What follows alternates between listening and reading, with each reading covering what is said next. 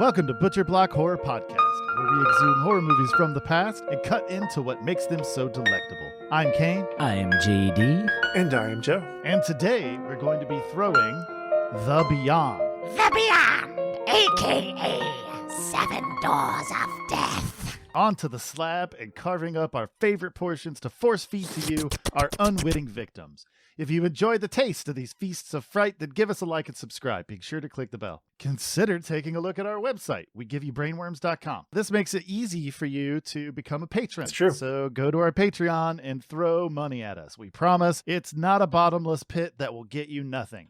We'll catch it in our garter belts. Nice! It'll get you something. It will get you something. We also have a Discord community. Jump in there. There's usually someone hanging out in there. You can also send inappropriate messages to our Instagram. Mm-hmm. And I will catch those. Yeah. JD will catch those. I will. Or you can use the Yell at Us function on our website and you can ask us for life advice. Apparently, though, that's just for robots. Is it just bots? We'll get back to that at a later episode. We are pretty great at life advice, though. Yeah. We know what to do. Regardless, we watched The Beyond, We and now did. we're going to carve it up for you. JD, why don't you give us a synopsis so we can figure out what the fuck was going on in that movie? I will. The Beyond is about a young lady who inherits a creepy hotel in rural Louisiana. What she doesn't realize is that her building sits atop a gruesome portal to hell. And in this gruesome portal to hell lurks bloody zombies.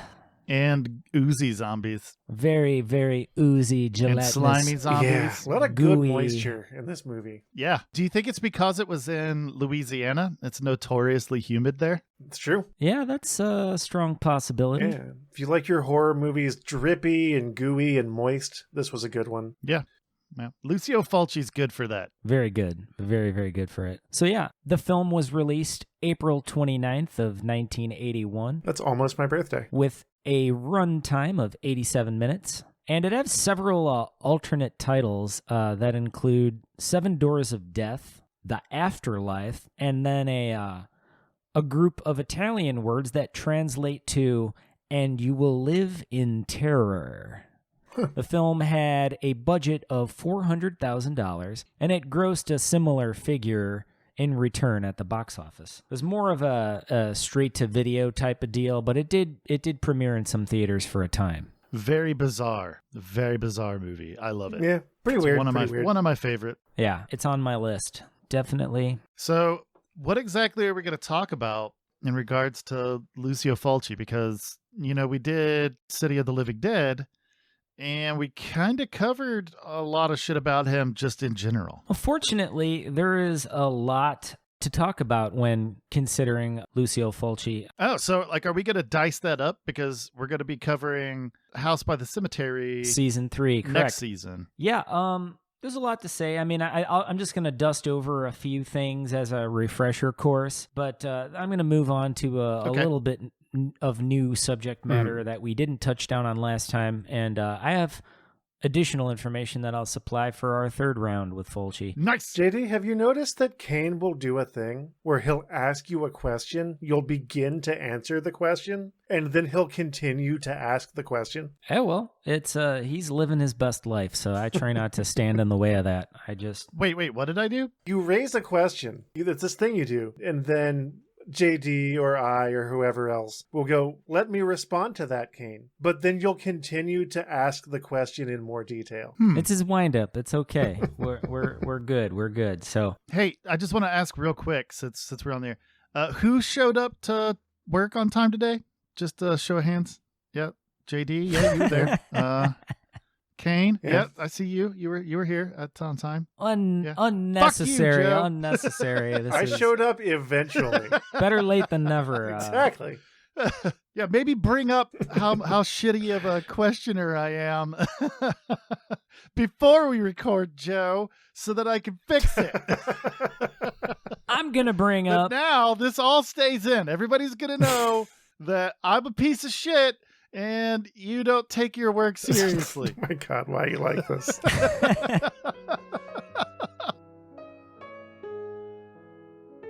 All right, at this point, I'm going to bring up that Lucille Fulci was born in Rome, Italy, June 17th, 1927. And he passed away at the age of 68 in 1996. So now I'm going to go on and start with some new information. Lucia was raised by a single mother. Her name was Lucia. She grew up very poor, and their family was very politically anti-fascist, Love it. which led to Good for them. a young Lucille Fulci becoming involved with the Communist Party during a very turbulent time after World War II. Fulci did not remain heavily involved into adulthood anyway, but he did remain a firm supporter of the far left and socialist politics throughout his entire life. And I think that's significant because in the genre of horror, I believe a lot of times it gets overlooked, but in a lot of ways it's used toward political and societal commentary. And I know that, for example, like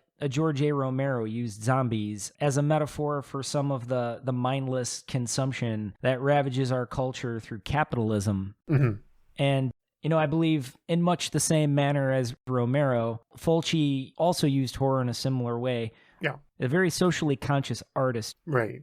And he used his work in film to interpret societal fears and providing us with movies as sort of a controlled setting to face our fears in. Yeah, totally. And I kind of see, you know, the Gates of Hell trilogy and other films that he'd made as sort of part of that. So yeah, that's pretty much what I will leave it at that with Fulci. You know, as far as the director goes, you know, normally I would talk about the director and then I would move on to the producer. So I'm going to go ahead and talk about none other than Fabrizio De Angelis. And I prefer to call him Fab because he's pretty fucking fabulous. Like Robin Fab from Milli Vanilli fame? I don't remember. I remember Milli Vanilli, but I don't remember Milli Vanilli really. I remember they got busted for lip syncing. That's After they were busted for lip syncing, they went on to become Rob and Fab and try to be real singers and were unsuccessful. Is it because they were terrible? Yeah.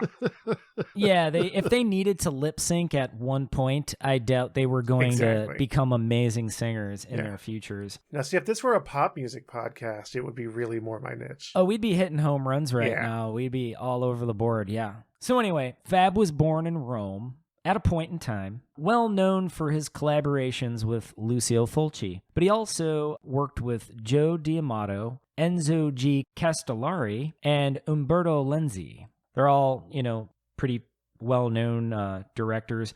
De Angelis produced hella horror films, including, I'll name the ones that he worked with Lucille Fulci on. Zombie 2, The Beyond, House by the Cemetery, and The New York Ripper. He was also involved with a horror film called Zombie Holocaust, directed by Marino Girolami, which I proudly own a DVD of. Nice. And so, yeah, that's pretty much covers the director and producer of the film. Excellent. Excellent. Yes. All right, Joe. Yeah. You want to talk about some writers? Let's talk about some writers, buddy. Let's talk about some writers. Yep, this movie was written by, Fulci, as discussed, with Dardano Sachetti, Giorgio Mariuzzo. I apologize to any speakers of Italian. And it was inspired by the writings of famous racist H.P. Lovecraft and weird fiction pioneer Clark Ashton Smith. So I'm not going to talk about Clark Ashton Smith. I'm going to talk about the actual writers of the movie proper. Let's do that. Yeah. Dardano Sachetti was born in Rome, Italy in 1944. He became a film buff at a very young age watching American films. And by 1966, he began touring with and writing scripts for a film company. And he kind of got around. He found work writing screenplay. He was a film critic. He was a writer. And he met Dario Argento, with whom he collaborated for many, many years. And continued to be a screenwriter, like almost to the present day, writing for Italian television. His horror credits are many and varied. He has so many horror credits. That's awesome. So I just kind of picked out the ones that, that stuck out. Some of them I felt like they needed to be pointed out. Some of them just because they had funny names. He wrote Zombie, Cato Nine Tails, Tulpa, Demon of Desire. He also wrote Massacre in Dinosaur Valley and something called Sick Opathics, which looked poor. It didn't look like a good thing. But I do like that it's called Psychopathic. I like that makes me laugh. And then Giorgio Mariuzzo, again, I hope I'm pronouncing that correctly, born 14 July 1939 in Venice, Italy, is best known for collaborating with Lucille Fulci. He's an Italian writer and assistant director who entered the film industry in 1968 as an assistant director, and then in the mid-70s got into screenwriting. His only horror credits are The Beyond, The House by the Cemetery, and Enigma. Okay. Cool. But he has a lot of other non-horror credits. He's been working for a long time. Awesome. All right. Well, is that everything about the writers? It is. I can tell you about the so that's cinematographer, all though. about the people that wrote the screenplay and everything, right? Yeah. Do you see what I did there? I don't. What? All Are right. you fucking with me? What's happening? All right. So you said, Uh-huh. JD, do you love how Kaine will ask you a question? You're doing a... Okay, I see what you're doing. I knew that's where you were going, but I tried to ice you out with silence like you do to me all the time. I was confused. I knew you were fucking with me in some kind of way. I was unsure what you were doing. I was asking you a question, and then while you were answering it, asking Right. the same question, but in Yeah. more detail, Sure. which apparently I didn't know is the thing I do. So now I'm going to do it like full stop. Now I'm just going to, Okay. I'm going to actively do it now. He's on tilt. Such a piece of shit. How about you just tell us about the cinematographer? I don't think I'm going to now. He's going to talk about the cinematographer. Cinematographer? Choreographer, yeah. No, I will. I'll tell you about the cinematographer. Not sure how much of that's going to get edited out. Sergio Salvati, who was born in, and again, I don't speak Italian, I'm sorry. Trastevere? Trastevere. It sounds A like working- a pasta dish to me, buddy. Just move on. A working class neighborhood in Rome, Italy. God damn it, Kaine.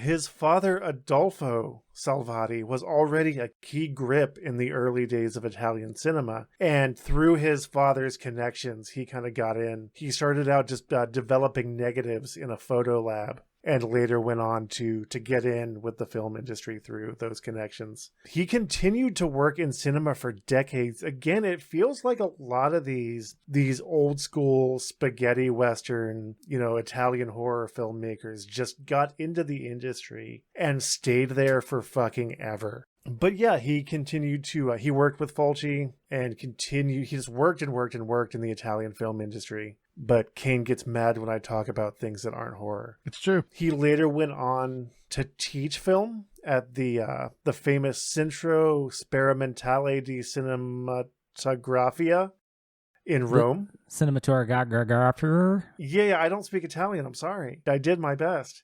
And apparently he freely shares his decades of experience with young filmmakers, as well as apparently he really wants to perpetuate the tradition of Italian cinema. His horror credits go up to 2008. He stayed in the industry, including The Good, the Bad, and the Ugly, something called Flying Sex. Don't know what it is, like the name. Yeah, Flying Sex sounds good. His horror credits include he also worked on Zombie, City of the Living Dead. He did cinematography for Puppet Master, which was maybe the best thing in Puppet Master. Yeah. Well, I mean, the score was good too. The score was good too. House by the Cemetery, Ghoulies 2, which is a classic and is full of moist puppets. It is. The Black Cat, and his most recent credit was something called Red Riding Hood in 2003, which was a horror film. Good shit. You just jarred me out of that thought of flying sex. I was still on that for a bit. Yeah, I want to know what Flying Sex is.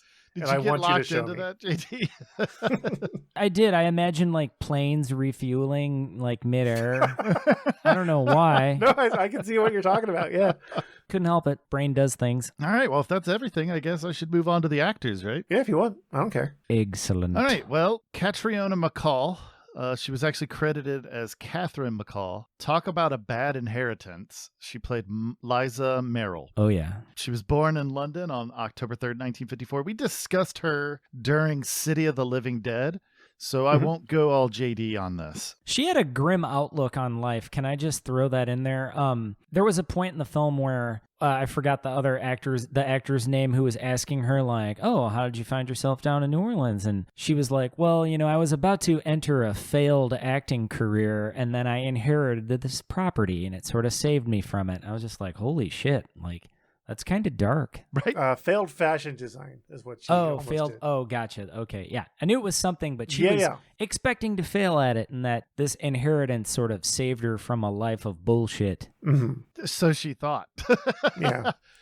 Kind of like how we became failed podcasters. Right. Well, either we started this podcast or we'd be getting eaten by zombies right now, so I think we did all right. Yeah. I think we made the right decision. We won. She was a central part of the Gates of Hell trilogy. Yep. She was also in a weird-ass movie called The Theater Bazaar. Okay. We didn't really talk about this in the City of the Living Dead episode, so I figured I'd bring it up now. Nice. It's a horror anthology film that takes place in a theater, and each segment is more and more fucked up as it goes along. If you haven't seen this anthology horror film, you're probably missing out, so give it a look. Yeah, definitely. All right, next we got David Warbeck. He's a doctor, not a monster hunter, and he played Dr. John McCabe. Not Detective John McClane, but Dr. John McCabe. Not a politician, John McCain. Definitely not.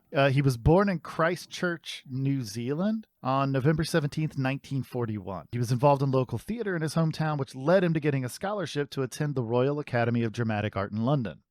I think this is funny. He went 4 terms and then dropped out to model. I'm just assuming that a conversation happened in some seedy little bar where this wormy, weaselly agent was like, you know what, Davey? I could get you on the cover of magazines. Why are you still in school? Get out of there. That's the play that happened in my mind. Oh. He starred in exploitation films, leading to basically him becoming a niche action star. He did do a few horror films. Namely, he did a movie called Trog, which is a fucking weird ass monster movie. Sounds weird. He did Twins of Evil, The Black Cat, The Beyond, Panic, Ratman, Breakfast with Dracula, and Razorblade Smile. He died of cancer in 1997. Damn it. I like whoever did his voiceover. Yeah. Yeah. Yeah, I know we don't usually cover the dubs when we do kind of dubbed movies like these, but I would be very interested in who his voice actor was. I've never seen a Lucille Fulci film that wasn't dubbed. Right. I've never even had the opportunity. There's been no listen to this in Italian. It's always dubbed. But yeah, whoever did his voice, it was like halfway between Elvis and, I don't know, Sex. just a weird person. Yeah. And Beetlejuice. It was like between Elvis and sex. Yeah. I just wanted him to take his shirt off. Same. And he never did. No. Spoiler alert. Never did. Yeah. Suspiciously handsome, that actor. Suspiciously handsome is a good descriptor. Next, we got Cinzia Monreal. I don't know if that's how you say it. She was credited. This is so bizarre. She was credited as Sarah Keller. Cinzia Monreal, credited as Sarah Keller. So weird. Okay. Yeah. She was blind and immortal, the character Emily. She was born in Genoa, Italy on June 22nd, 1957. She was a runway model before starting her career in film. She worked with Fulci again on Warriors of the Year 2072. Okay. And Sweet House of Horrors. She is also a producer and a videographer. Lucio Fulci's Warriors of the Year 2022. No, 2072. 2072, I'm sorry. Sounds amazing. It does. I want to watch it right now. I really want to watch it. That sounds bananas. Her horror credits are Beyond the Darkness, The Beyond, The Sweet House of Horrors, The Return of Death, a.k.a. Frankenstein 2000, The Stendhal Syndrome, Nightclaw's Dark Signal, and Everybody's End. Her Instagram is actually pretty fun. She does kind of like these little weird horror clips every now and then, and I love it. She was super awesome in this movie, and I love that she had her dog, Dickie, attack zombies to try to protect her. She's like, get him, Dickie, don't let him get me. In case anyone was curious, this movie was made in 1981. Yeah. So that lovely German Shepherd is definitely dead. Yep, yeah. The film was shot in 1980, but it was released in 81. That doesn't make the dog any less dead. No argument there. I I wanted to be clear about that. That dog did not survive till 2021. I can't hear you right now. I'm blocking you out because I don't like to think about dead animals. Let me make adjustments to my microphone. No need to repeat any of it. It's just... Has it occurred to you that it might be kind of mean What do you mean? to both JD and the listeners to just casually point out that cute animals have died? It has. Yeah? Yeah. The best parts of all the films we've watched have been the animals running freely, and you just go ahead and... Well, now they're running really free. Well, I like to think they're in a better place. Yeah, and, they've let loose this mortal coil. That's kind of what I was getting at there. Yeah. Fair enough. But As all long as dogs they're go to in a heaven, so it's good fine. place. Yeah, somewhere. That's good. Dickie does not, in case you're wondering. Next, we have Antoine St John. He was the tortured artist Schweik, born in Avignon, France on August 11th, 1940. He worked as a stage actor until the 70s. Most of his work is relatively unknown outside of Europe. Try finding it. That's all I'm saying. Try fucking finding it. He fell off the stage. Yeah, there's not much else to talk about. Right. Now we have his counterpart in the film, Giovanni De Nava, taking the tortured artist shtick just a little far, don't you think? He was Zombie Schweik. He was born sometime in some place and was in 2 Fulci films, The Beyond and House by the Cemetery. He was the Zombie Schweik. That's pretty much all I could find about him. Okay. He was in other stuff, but not stuff I give a shit about. Right. Next, we have Veronica Lazar. I'm assuming she came with the hotel, and she played Martha. She was like the housekeeper of the hotel. This lady is amazing. She was born in Bucharest, Romania on October 6, 1938. She graduated from the Caragil Academy of Theatrical Arts and Cinematography, where she also obtained a degree in psychology, with which she practiced couples therapy until 1994. Wow. So she was in Romanian theater, but she fled her home to escape communism and eventually settled in Italy in 1965. She learned the Italian language in just a few weeks. Yeah. That's impressive. Crazy. I've been speaking English my entire life, and I can still barely do it. Right? Yeah, I barely grasp the English language. Yeah. Yeah, she's amazing. She actually made her debut, like her film debut, in Last Tango in Paris Oh, nice. as Marlon Brando's deceased wife. That's a great movie.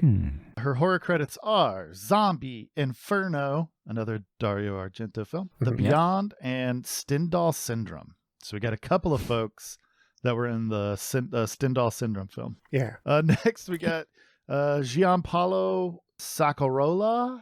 I apologize to our Italian listeners if they exist.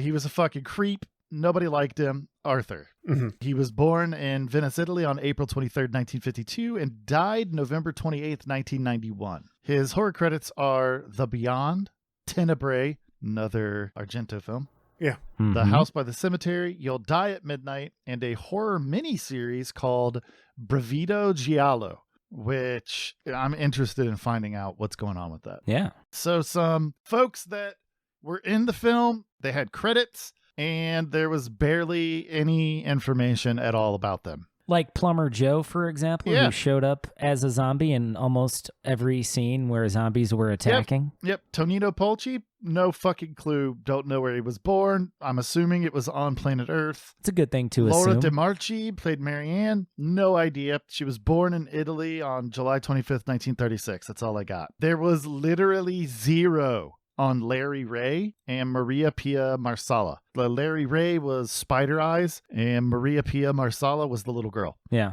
Zero. They don't fucking exist outside of this film. Good enough. You said their names. The score was done by Fabio Frizzi. He was covered in City of the Living Dead. I see no point in running through his entire bio again. Sure. He has a very distinctive style. He does. It's very Goblin-esque. Yes, Yeah. It felt like he took the score from City of the Living Dead and just put the tape in and was like, hey, this works for this movie too. But I felt like there was more like band coordination like that. Yeah. And when I referenced Goblin, that's what I was Yeah. We had this referring exact same to conversation of Goblin last time. on City of the Living Dead. Yeah. Well, There's a reason for that. I'm not saying it's bad. I have a particular love for that style of horror movie scoring. oh, You know, absolutely. like I really love it. It's one of my favorite things. I'd love to do It's a awesome. band with those kind of elements added into it. Wouldn't that just be power metal? No, dude, you have no fucking idea what you're talking about.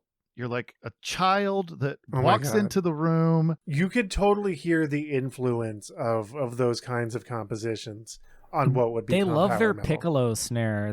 The piccolo snare is I just want to know like, what power metal band in particular are you talking about, Joe? Oh my God. Let's move on. Yeah, that's what I thought. Yeah, I don't get into arguments with you because you're just going to talk over me. Go ahead. That's not true. I asked you a question and it shut up. I just said to name a fucking power metal band that this sounded like, and you said, let's move on. Fuck well, he was you, waiting Joe. for you to ask him the question again. You know what? I hate this episode. This episode is stupid. Definitely not. No, this is the Do you want me episode to where just we close are my we're all recording without exposed. saving, and then we can all move on? No, let's not do that. Yeah. Oh my gosh! Whoever is think you tickling just you with broke that me. giant feather needs to stop. Oh, that's fucking good. You just closed. Wow. Dude, Wow. that's, Yeah. that's like high level mean. Like, oops, I accidentally closed my recording without saving, Kaine. Go find a corner to fuck yourself in. Yeah. Regardless, Fabio Frizzi, he did music. Yeah. We really are friends, listeners. I know this episode Yeah. makes it sound like there's some kind of like you're going to hear 6 months from now that the band broke up. No. But the love is there. The We love is each other there. in a way that yeah. I don't think you'll ever be able to understand. It allows us to speak to each other in this manner. It's one of those, Turn my you recording you off always without hurt the ones saving. you love. That's it. Regardless, I should mention that Lucille Fulchi played the librarian. I forgot when I was talking about the that was actors. a good cameo. Yeah. Yeah, he does his cameo appearance in his films, and it's I had great. no idea that Mhm. he had a southern accent. His voiceover you- surely did. Yeah, you wouldn't think that That's he the would. joke. being- .jpg. Yeah. Yeah.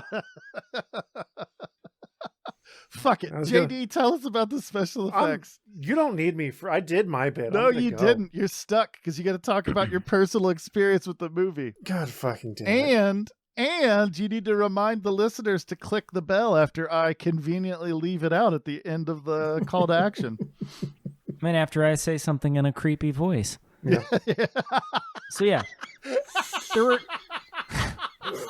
Kate, are you okay? He's being tickled with a giant feather. No, it's it's just like something about us talking about the layout of the fucking podcast that way. Right. how we make the sausage. Really made You love it. made Yeah. it sound real dumb. like everything we do is dumb, and it Mm. made me laugh because I think that's awesome. That's fun. We're having a good time. yeah. Yeah.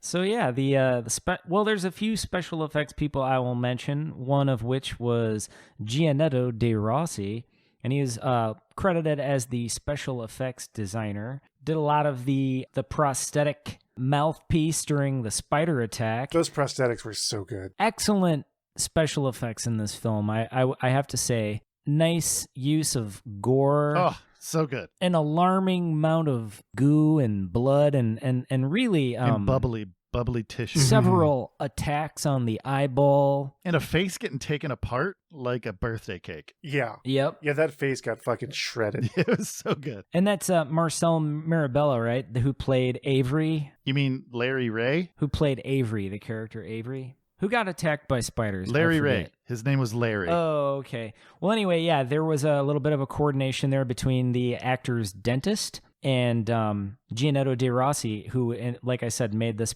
prosthetic mouthpiece with fake teeth and all that the spiders were plunging. Some of the spiders were real, some of the spiders were fake. But anyway, they're plunging their little stingers or whatever they have into, They're called fangs. the fangs, into the mouth tissue, into the tongue, Just into ripping the... it apart. Oh, yeah. And they just had their way.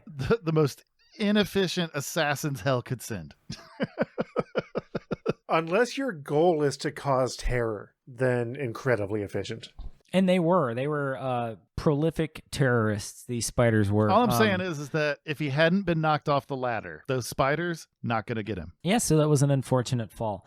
Another special effects artist was Germano Natalie, who was credited as Hermann Nathan.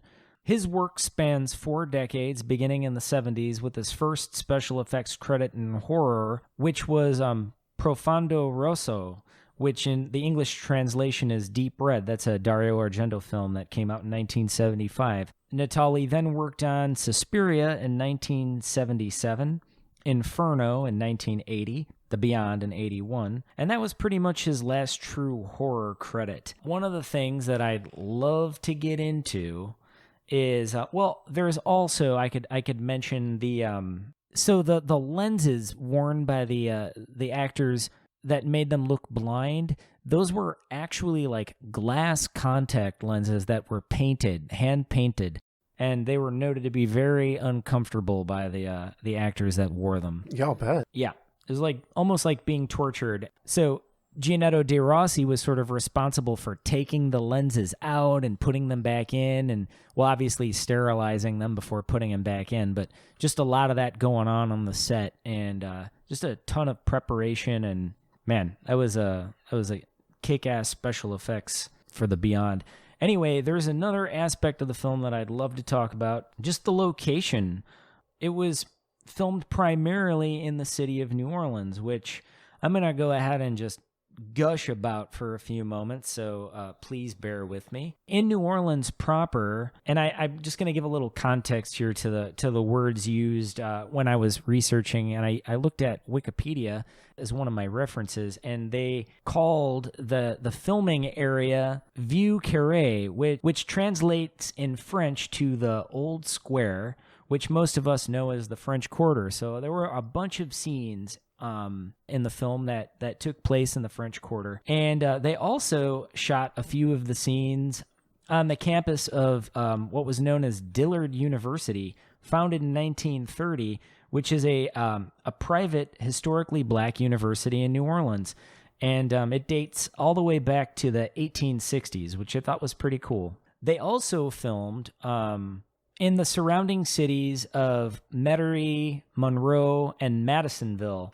And the main house that the film actually was filmed in is known as the Otis House, and that is in Madisonville, Louisiana, kind of near Lake Pontchartrain. And that home was also in the film referred to as the Seven Doors Hotel. Now, can we visit the Otis House? I believe you can. It still stands. I don't know a whole lot about how something like that would be scheduled, but I believe it's all there. It's in Madisonville, Louisiana. The graveyard scenes were all filmed at a place I'm very familiar with. I visited many times, and I absolutely love the cemetery. But it's the famous St. Louis Cemetery No. 1. And, it's an above-ground cemetery, which is, a very peculiar thing, but it's done because, New Orleans is essentially below sea level, and it's not uncommon for flooding and things of that nature. So one time I was in New Orleans, I took an amazing cemetery tour, and the tour guide told a story about, have either of you ever heard someone say, I wouldn't touch them with a 10-foot pole? Yes. So that is a specific reference to a pole that they used in the cemeteries in New Orleans. And basically those they're like family style little mini mausoleums that are like above ground. They put the corpse on a shelf, and because of the extreme heat in the summertime, a body basically breaks down. So a lot of times the family would come and, visit their deceased loved ones, 365 days, so like a 1-year anniversary of their death, it would be common to go and visit your loved one. So 365 days plus 1 day later, this person would come with this 10-foot pole, open the tomb, and push the body in. Well, they'd be in like sort of a bag that would help decompose the body, and then they would push the remains into the back of the tomb, into this slot with this long pole, and that's the 10-foot pole that you would refer to and say, oh, well, I wouldn't touch them with a 10-foot pole. That's where that story comes from. So I thought that was kind of awesome. That's weird. Yeah. The more you know. Yeah. Let's see, what else do we have here? Another one of the makeup artists Maurizio Terrini, and he was actually the artist who did a lot of the hand painting of the very uncomfortable the eye lenses. Mm-hmm. Remember the dog that we referenced just a bit ago? Yeah, Dickie. So, Dickie, Lucille Fulchi on the set of this film referred to the fake dog, because obviously they made a prosthetic beast. Jokingly, Fulci referred to the dog as Puppola. That was the dog's name, because it had the body was puppeteered by several actors, and the filming of that sequence took 3 days. Oh, wow. Yeah. Thought it was just an interesting little bit to throw in there. So yeah, that's pretty much the extent of the information I have available on the special effects of The Beyond. So, And some juicy tidbits about New Orleans burial practices. Yeah, definitely juicy since they talked about decaying bodies and yeah, backs. yeah, it's one of the that's probably my favorite city and one of my favorite places to visit. And so yeah, anytime I get a chance to talk about New Orleans, I just kind of light up. All right, well, I think now's the time in the show where we talk about our personal experience with the movie. Joe, why don't you go ahead and start us off? Yep. I had never seen this movie until today. I didn't until I got involved with this podcast. I didn't get heavily into like these classic, very influential horror movies of the 60s and 70s so much. I watched like the old Hammer horror and the Universal horror, and then I kind of jumped and I watched a lot of like 80s and 90s horror movies. But I never got into this era until I started doing this. And it's been really fun to kind of watch that stuff. And I kind of recommend it because I feel like unless you're just like unless you're either like a very, very specifically a horror movie buff, I feel like a lot of that era kind of gets skipped over. It does, man. It does. And so yeah, I recommend if you're a horror movie fan that maybe hasn't got into the Italian horror films of the 60s and 70s. Aside from Tomb of the Blind Dead, don't watch that. Yeah. Give that era kind of a look into. I would honestly say that Argento and Fulci are probably good starts. Sure. And then once you've experienced what they have to offer, if you find that you really enjoy that shit, then you can start moving into some of the more underground. Because I would say that Argento and Fulci are not necessarily underground in the horror community. Sure. But there's some dark shit out there that can have some dark images in it. So you got to be careful what you're getting a hold of, especially with some of the Giallo films. Like those are... Right. Yeah. A lot of exploitation, and I can't ride that train anymore. Right. Yeah. I'm not an edgelord 20-year-old anymore. Sure.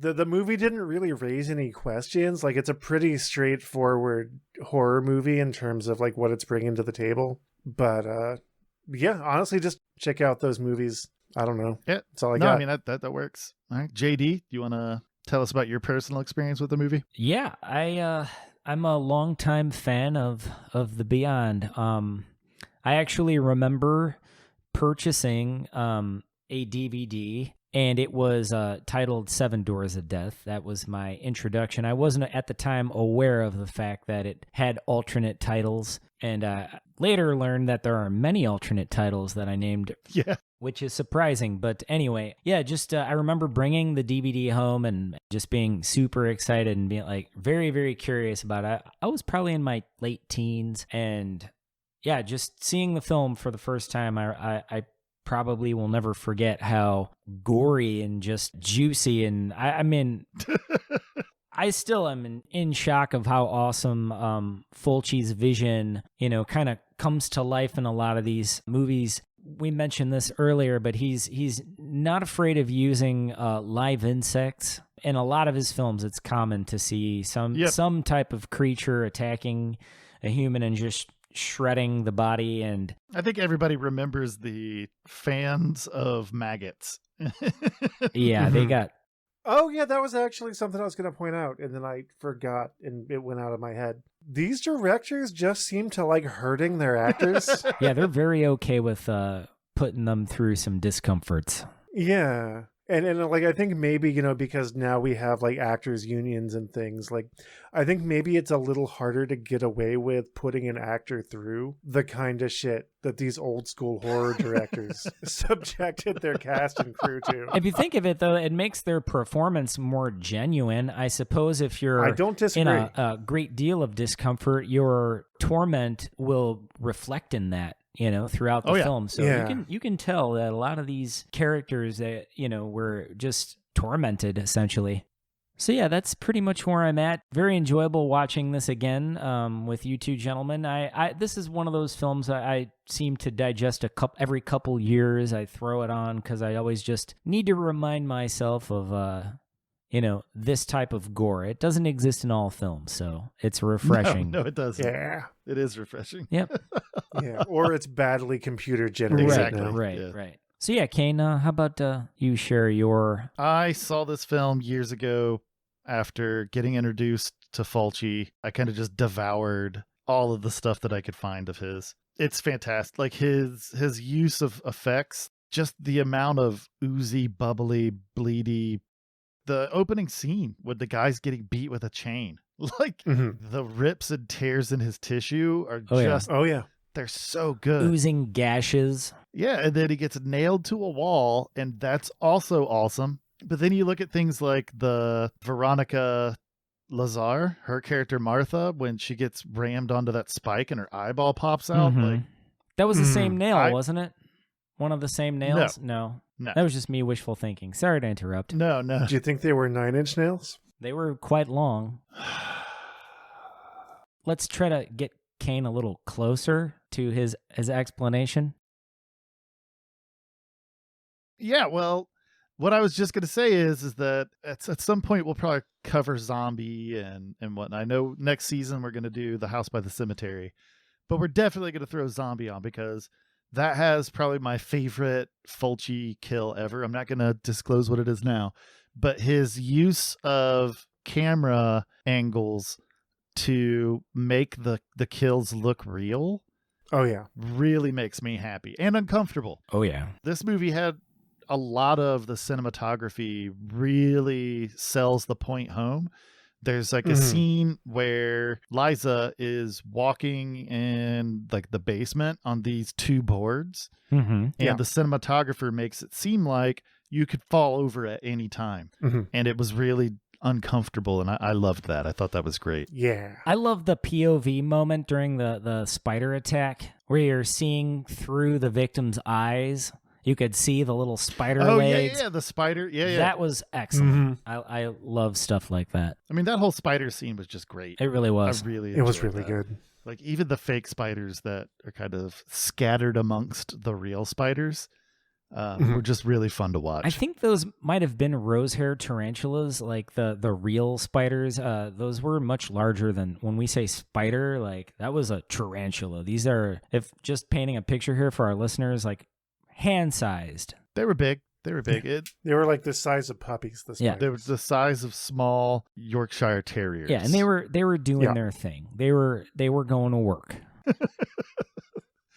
I'm surprised you haven't fulfilled your duty by telling the audience that those spiders are all dead now, Kaine. I actually backdoor did it by having you do it. Oh, nice.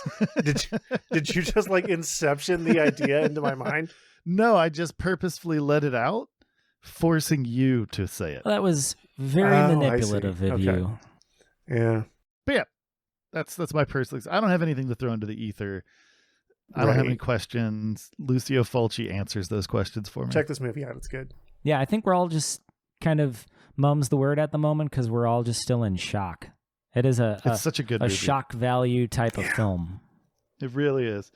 You know what? If you guys watch The Beyond, let us know what you think. Absolutely. You can find us at wegiveYouBrainworms.com as well as most places podcasts live. Send us a message, send us a comment, send inappropriate questions to JD on Instagram. That's the only platform to send those types of questions. Thanks, Everything Kaine. else, Thanks. Keep those. Yeah. Yeah, like if you have a weird, like a wart or a bump on your body and you're not sure if it's safe or healthy, JD is very knowledgeable about Yes, those he kinds is. of things. Yes, he is. But you have to send him a picture, otherwise he can't help you. Can't wait to see what slides into my DMs. I'm excited.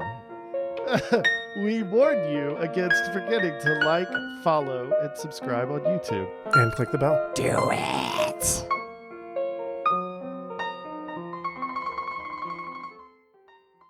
Oh my gosh, whoever is tickling you with that giant feather needs to stop.